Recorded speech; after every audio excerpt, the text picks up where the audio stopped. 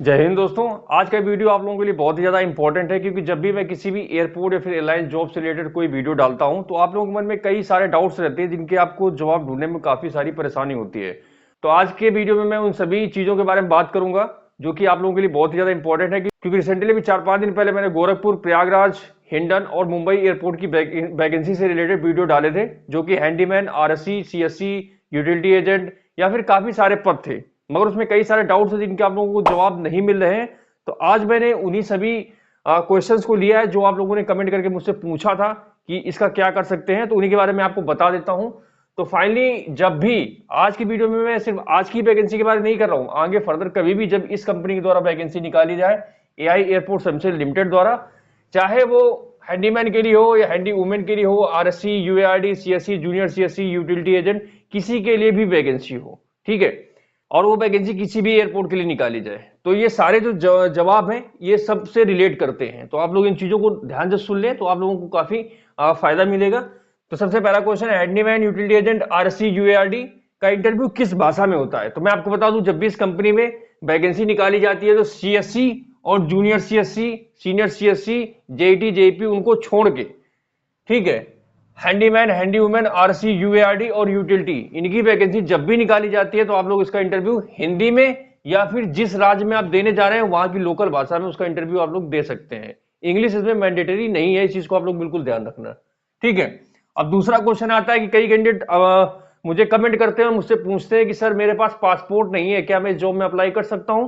तो आप बिल्कुल अप्लाई कर सकते हैं। मैं आपको बता दूं, इस वैकेंसी में पासपोर्ट की रिक्वायरमेंट आपको पहले नहीं पड़ती है। जब आपका सिलेक्शन हो जाएगा तब आप पासपोर्ट दे दें या फिर पुलिस वेरिफिकेशन दे दें। वैसे इंडिगो एयरलाइंस है जो इंटरव्यू में पहले ही पासपोर्ट मांगती है, मगर इस वैकेंसी में आप पासपोर्ट बाद में भी दे देंगे तो कोई दिक्कत नहीं है। इसमें अगर पासपोर्ट नहीं देंगे, आप पुलिस वेरिफिकेशन दे देंगे तो भी आपका काम चल जाएगा, ठीक है।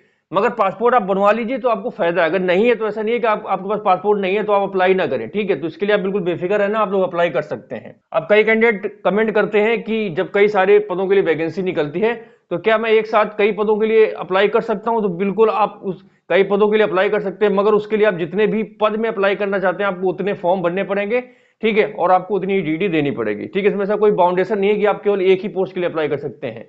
अगर आपकी क्वालिफिकेशन मैच करती है और आप काबिल हैं तो आप एक से अधिक पोस्ट के लिए अप्लाई कर सकते हैं, बशर्ते आपको उतने ही फॉर्म भर के देना पड़ेगा। और जिस भी पोस्ट के लिए अप्लाई करना चाहते हैं उसका इंटरव्यू जिस डेट में होगा आप उसकी डेट में जाके दे सकते हैं, ठीक है। तो आप एक साथ कितनी पोस्ट में अप्लाई करें, कोई इसमें बाउंडेशन नहीं है। उसका चौथा क्वेश्चन है कि डीडी कहां से बनेगा? अभी मैं हर एक वीडियो में आप लोगों को बताता हूं कि डीडी का मतलब होता है डिमांड ड्राफ्ट। यह एक बैंक से मिलता है, जस्ट लाइक चेक होता है, और इसमें आप कंपनी के नाम का जो पेमेंट होता है, जो परीक्षा शुल्क होता है, उसको उसको भुगतान करते हैं डीडी के माध्यम से। तो आप लोग ये डीडी किसी भी बैंक में जाके बनवा सकते हैं। अब कई लोग बोलते हैं कि मेरा अकाउंट नहीं है या मेरा जिस बैंक में अकाउंट है वहां पे बैंक वाला मेरा डीडी नहीं बना रहा है, तो आप लोग परेशान मत हो, किसी के भी अकाउंट से किसी के भी नाम से बनवा सकते हैं, ठीक है। और ये डीडी सिर्फ और सिर्फ जनरल, ओबीसी और ईडब्ल्यूएस कैंडिडेट को बनवाना होता है। एससी, एसटी और एक्स सर्विसमैन को डीडी की रिक्वायरमेंट नहीं होती है। जब आपका डीडी बन जाए तो डीडी के पीछे आप लोग अपना नाम, पता और मोबाइल नंबर जरूर लिख दें। अगर किसी कारणवश आपकी डीडी की पहचान करनी हो, आपके फॉर्म से डीडी अलग हो जाए या फिर और कोई कारण हो तो आपकी डीडी की मिलान की जा सके, इसलिए आप लोग डीडी के पीछे अपना नाम जरूर लिख दें। बाकी आप डीडी किसी के भी अकाउंट से कटवा लीजिए, किसी भी बैंक से कटवा लीजिए, कोई दिक्कत नहीं है, ठीक है। अब कई लोग सोचते हैं कि मैंने ये जॉब ज्वाइन कर लिया है, क्या मैं ये जॉब छोड़ सकता हूं बीच में? कई लोग होते हैं जो गवर्नमेंट नौकरी की तैयारी करते हैं या फिर कोई दूसरी नौकरी की तैयारी करते हैं, उससे अच्छी जॉब मिल जाती है तो अब परेशान होते हैं कि मैं इस जॉब में काम कर रहा हूं क्योंकि मैंने कॉन्ट्रैक्ट तो 3 साल का साइन किया है, तो क्या मैं बीच में छोड़ सकता हूं? तो बिल्कुल आप छोड़ सकते हैं। उसके लिए प्रोसीजर होता है, आपको कंपनी को प्री इंटीमेशन देना पड़ेगा, उसका नोटिस पीरियड होता है सर्वाइव करने का। आप नोटिस पीरियड सर्वाइव कीजिए, उसके बाद आप लोग कंपनी छोड़ के इजिली जा सकते हैं, ठीक है। उसके बाद आप बात आती है कि जिसके पास कास्ट सर्टिफिकेट और डोमिसाइल, जाति और निवास सेंट्रल गवर्नमेंट का नहीं है तो क्या करें? मुझे बहुत सारे कैंडिडेट्स ने कल से कमेंट किया है कि सर मेरे पास जो जाति और निवास है मेरा स्टेट गवर्नमेंट का है, तो क्या मैं अप्लाई कर सकता हूं?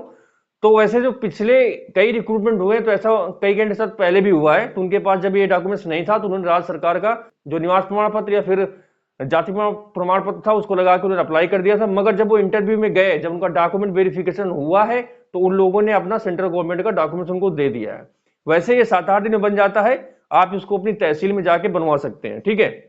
तो जिनके पास है तो अच्छी बात है, और जिनके पास नहीं है तो आप लोग अप्लाई कर दें। बाकी जब आपका डॉक्यूमेंट वेरिफिकेशन या जब आप एग्जाम देने के लिए जाएं तब तक आप बनवा के उनको दे सकते हैं। ठीक है। अब आ जाती है कि क्या इस जॉब के दौरान आपको कोई बॉन्ड वगैरह देना पड़ेगा, श्योरिटी बॉन्ड या सिक्योरिटी बॉन्ड। तो मैं आपको बता दूं, इस जॉब में कोई भी सिक्योरिटी या श्योरिटी बॉन्ड नहीं देना पड़ता है। वो सिक्योरिटी एग्जीक्यूटिव वैकेंसी जब इस कंपनी में आती है तब वो मांगते हैं, मगर इन सभी जॉब इन पोजीशन के लिए कहीं भी कोई श्योरिटी बॉन्ड या सिक्योरिटी बॉन्ड की रिक्वायरमेंट नहीं होती है। ठीक है। अब आता है कि इसमें सबसे बड़ी जो बात होती है कि ज्वाइनिंग प्रोसीजर इतना लेट क्यों होता है। तो मैं आपको पहले बता दूं, ये सरकारी कंपनी है। सरकारी जो कंपनी होती है, सरकारी संस्था होती है, तो उसका जो सिलेक्शन प्रोसीजर होता है थोड़ा लंबा होता है। इसका कई बार होता है सिलेक्शन प्रोसीजर 8 से 9 महीने, कई बार एक साल लग जाते हैं। क्योंकि पिछली बार जो मुंबई में वैकेंसी निकली थी उसकी ज्वाइनिंग अभी तक हो रही है, 1 साल से ऊपर हो गया, अभी तक ज्वाइनिंग हो रही है।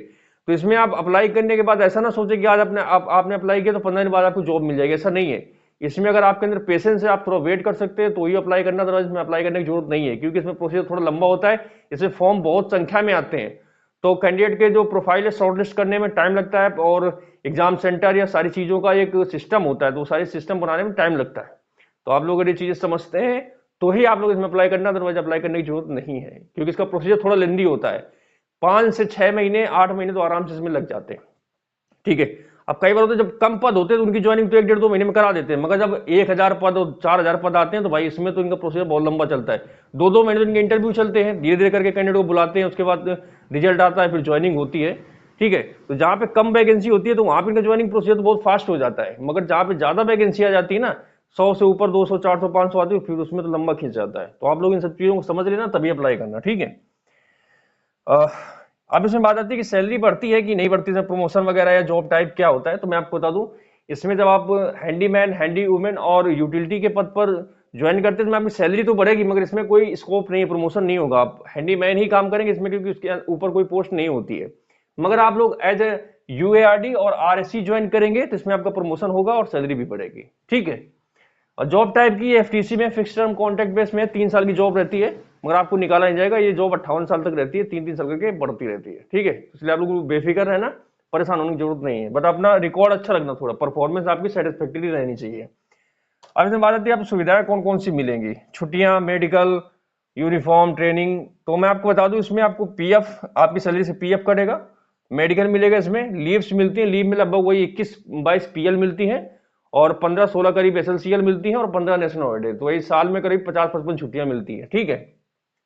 यूनिफॉर्म आपको कंपनी देगी, ट्रेनिंग सारी आपकी कंपनी करवाएगी, इसमें साल में आपको एक बार बोनस भी मिलेगा। तो इस तरीके से सारी सुविधाएं इस कंपनी में आपको मिलती हैं, जब अगर आपको सिलेक्शन हो जाता है तो। ठीक है। बाकी अब बात आती है कि जब इसमें हैंडीमैन, आरसी या यूआरडी की वैकेंसी आती है, उसके इंटरव्यू की तैयारी कैसे करें। तो मैंने आपको पहले ही बताया कि मेरे चैनल पर ऑलरेडी मैंने कई वीडियो बना के अपलोड कर दिए, जो कि हैंडीमैन जॉब प्रोफाइल से रिलेटेड है और यूएआरडी की जॉब प्रोफाइल से रिलेटेड है। तो एक बार अगर आप वो वीडियो देख के जाते हैं तो डेफिनेटली आपको फायदा जरूर मिलेगा, क्योंकि बहुत सारे कैंडिडेट हैं जिनका सिलेक्शन हुआ है और वो लोग ये वीडियो देख के गए। इसके लिए आपको कोई पैसा देने की जरूरत थोड़ी ना है। आप लोग जाइए, इस वीडियो के डिस्क्रिप्शन में आपको सारे लिंक मिल जाएंगे, फिर आप लोग चैनल पे जाइए, उसमें देखिए, सारे वीडियो आपको मिलेंगे, देखिए, कुछ ना कुछ सीखने को जरूर मिलेगा। बाकी ये चीज ध्यान रखना कि आपको इस वैकेंसी में जब भी अप्लाई करें, 500 रुपए के डीडी के अलावा इसमें आपका कोई भी रुपया नहीं पड़ेगा, और ये डीडी आप लोग डायरेक्ट कंपनी के नाम का पे करेंगे, किसी व्यक्ति विशेष को आपको नहीं देना है। ठीक है। ये डायरेक्ट कंपनी नाम पैसा जाता है, उसके बाद आपको इसमें 1 भी रुपया कहीं पर भी नहीं लगेगा। ऐसा कोई व्यक्ति आपको मिलता है जो पैसे लेके जॉब दिलवाने का आपको झांसा दे रहा है, तो गलत है। आपको ऐसे लोगों को बैकआउट करना है और ऐसे लोगों के चक्कर में नहीं पड़ना है। ठीक है।